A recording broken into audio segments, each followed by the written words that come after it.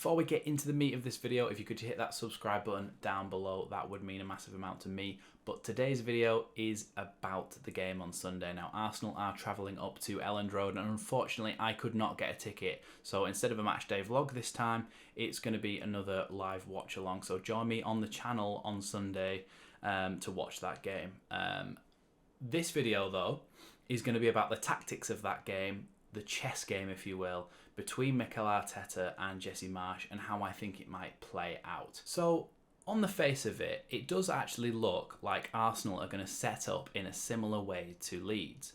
But when we delve a little deeper, you'll see that that is not the case. It's a 4-2-3-1, and that's what it looks like from the outset. Zinchenko is injured. Don't know whether he'll be back for this game, but it could be Tierney, Tomiyasu, anybody who they choose to put in that left-back role, even somebody like Cedric.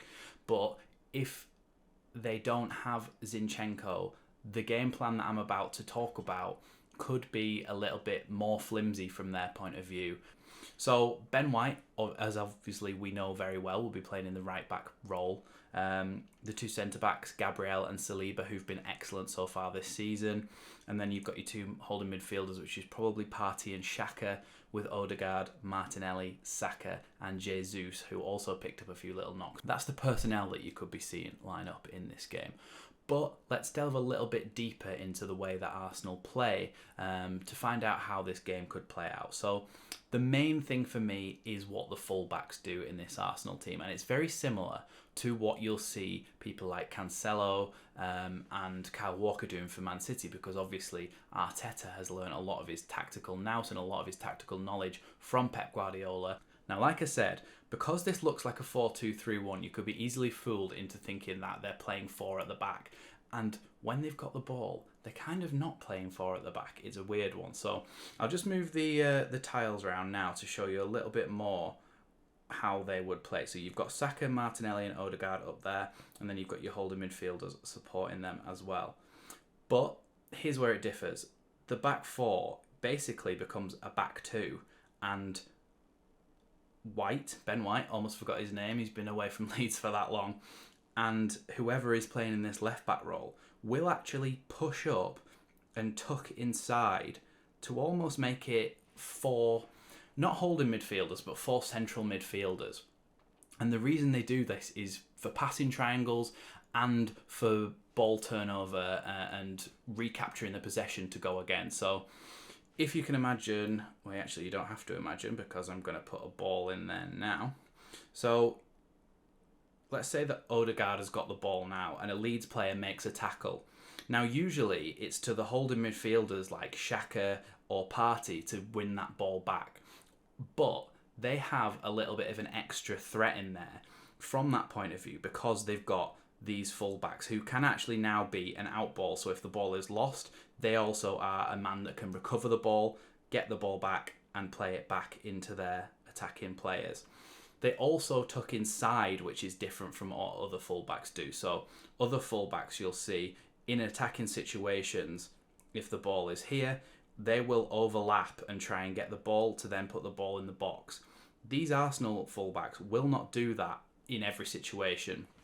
In most situations, they will tuck in and stay inside, but if they see an opportunity, they are not completely stuck to this one system. If they see an opportunity and Leeds are playing very narrow, they may start overlapping to try and create that. But the main idea is for them to actually stay inside and overload that midfield. Now, we know all about having a congested midfield because that was the complaint towards the end of last season under Jesse Marsch, was that we had too many players in them in the midfield. So teams like Southampton came to Elland Road and we were playing against them and it was basically a mess in that midfield. But because Arsenal have better quality of players, they're able to do a system like this where they basically leave two players back at all times. And this allows Ben White and whoever is playing in this left back role, usually Zinchenko, to actually be an option in there. And the reason they do it more often than not is to try and create these triangles and trying to have extra men in the attack to basically have more options and keep the ball moving faster. So if these players are attacking and they're all up here, you don't necessarily see the fullbacks go all the way up, but they will then tuck inside and allow maybe somebody like Xhaka to join the attack and be that free role in there. Because they're occupying players, they then allow, like I say, Xhaka or Partey, but usually Xhaka, to basically be, let's swap that round, because he's basically a free number 8 is what they call it. So he's basically allowed to roam in and out of there, and then make those third man runs into the box. Now, the way that we could get at Arsenal is on the counter-attack, and Jesse Marsch loves playing in transition. He's actually probably more comfortable against teams who have more of the ball against him. More possession against means that when we turn over the ball, we can then go and attack. And I think that could come into play because, according to WhoScored.com, one of Arsenal's main weaknesses is a weakness to through balls. And you can see from this now why that would be. So if we put the Ben White and the other fullback into a little bit more of a realistic position. So let's say that they've just been on the attack and they've got a couple of players in the box, a couple of players on the edge. That free number 8 role has been created, and then you've got Ben White up here supporting, and you've got the other fullback and the other holding midfielder in here. If the ball is to break, let's just put a few Leeds players in there. Let's put Jack Harrison, Bamford, and Rodrigo, and let's say that Tyler Adams has the ball. If Leeds recover the ball in this position, you can see how very quickly a pass from here to here, let me just grab that, a pass from here to here then allows for an overload in this situation. Obviously, you'd probably actually have another player here, and then Tyler Adams and Mark Rocker would be in there. So that actually allows for an overload, and you've only got 2 players back here. You've only got Gabriel and William Saliba, who are both very proficient centre-backs, but Gabriel is not the best in one-on-one situations. Saliba is very good in one-on-one situations, but if you've only got 2 players back and Leeds can play well, have concise and proper passing, which is something that we have struggled with in the past, we could get at this Arsenal team on the counter-attack. But the main thing for me is that we have to be solid at the back, and whether that means we would go 3 at the back with wing backs, like I talked about in a video from last midweek, if you want to go and check that out. I talked about how we could have an extra centre back in there, which would help with those defensive inefficiencies that we have. But either way, if we are solid at the back and we provide ourselves a foundation to counter-attack from, we could get at this Arsenal team. Now, they've got a very good goalkeeper, they've got very good players, but the way they play, pushing their fullbacks up and tucking them in as almost extra centre midfielders, is the way that I think we can also exploit them, because it's a strength for them, but I believe it could also be a weakness against a competitive and competent counter-attacking side. And I think that's what Leeds can be at their best. We will have Luis Sinisterra back because he's served his ban now, and we will have fast players in Brendan Aronson, in Jack Harrison, and hopefully if they can keep the ball and they can not play those passes that go out of play, those passes that miss their man, if they can keep their passes tidy, we could get at this Arsenal team on the counter-attack. Now, we may only get 1 or 2 chances in this entire game to counter-attack against this Arsenal side, but I believe it can be done.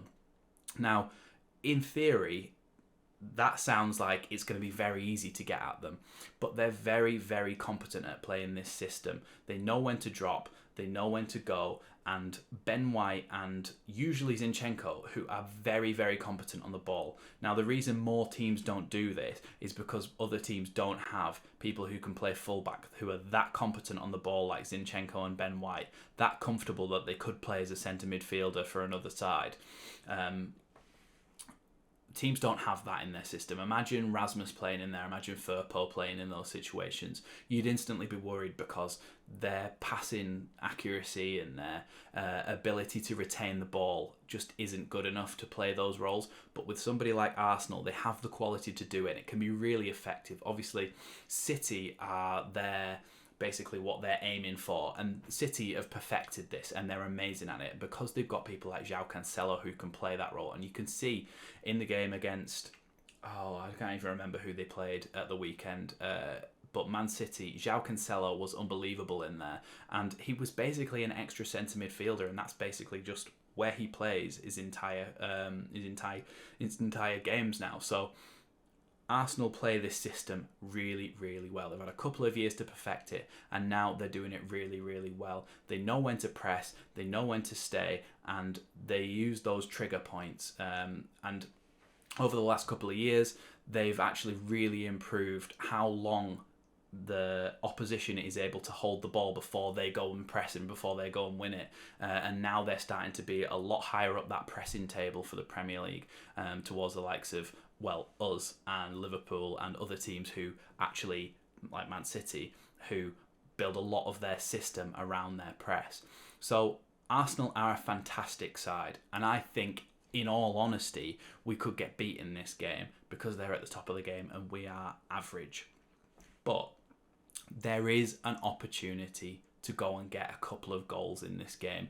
If, for one, a big thing for me is the fact that Zinchenko's injured, and I'm hoping that he's not back because he's really, really good in there. But if they have to play somebody else in there, they're just not quite going to be as good as Zinchenko, who's been doing it for years at Man City and now at Arsenal. So I think that's an opportunity where they could turn over the ball more than they would if they had Zinchenko. And in those transition situations where we win the ball back, if we can play it fast and direct, we could actually get in behind their defence and have a few chances. So that's what I'm hoping for. I hope you've enjoyed this video, a little bit of a tactical preview on this game. If you have, let me know by liking the video, and if you want to know anything else or want to discuss anything or even disagree with anything that I've said, comment that down below and I'll do my best to get back to you. But thanks for watching this one. Join me on Sunday live on the channel for the Arsenal Leeds United game, and I'll see you next time.